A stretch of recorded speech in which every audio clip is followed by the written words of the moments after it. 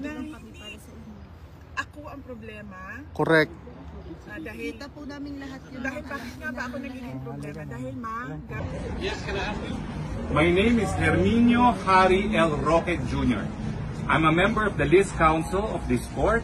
I'm here to confer with my client, Rodrigo Roa Duterte. He does not know that I have arrived at The Hague. He has to be informed. I'm also here in the presence of the daughter of the... You are a previous member of the Council of It's the not ICC scripted. before, right? Hanggang ngayon. Okay. Sir, pwede po ba makakasuhan yung nag-violate ng Rule 59 ng... Gusto ko muna maiuwi ang presidente. Yun! Matagal masyado ang matagal. Malaki ba? Sir, malaki po ba ang chance na makauwi siya ng Pinas? Yes! Jesus Hindi name. namin natin sa September. Hingi kami na mas maagang Malungkot date ito. para sa issue ng restriction.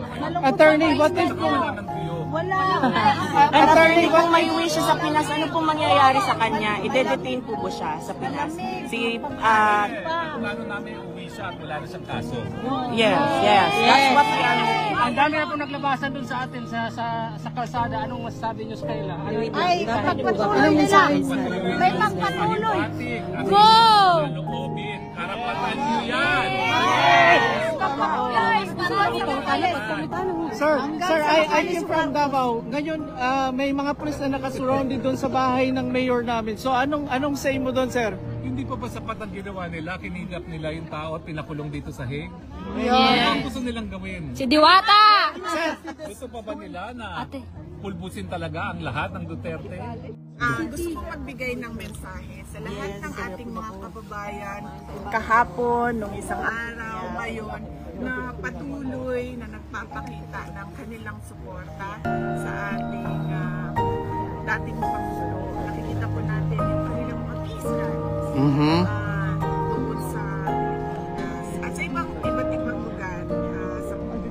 So, nagpapasalamat tayo na merong nagdadasal, marami ang nagdadasal, napakahalaga nila.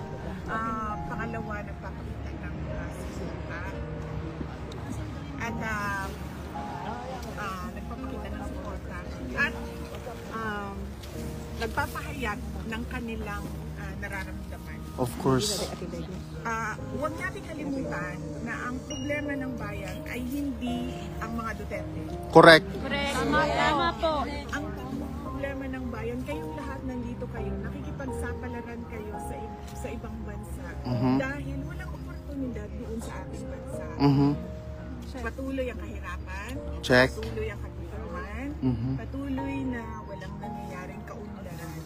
Nakikita niyo yung Netherlands, di ba? Yes po. Gusto natin maging Netherlands. Correct. Bukas na ba, ma'am? Bakit ba hindi nangyayari yun? Yun yung tanong natin. Pag-president ka na, ma'am. Bukas na mag-president ka. Bukas na, ma'am. Ma'am, mag-president ka na, ma'am. Huwag natin kalimutan yun. Bale. Na ako ang problema. Correct. Dahil Kita po namin lahat yun. dahil bakit nga ba ako nagiging problema? Dahil Maganda. Gwapang. Tungod sa kagwapan ni mo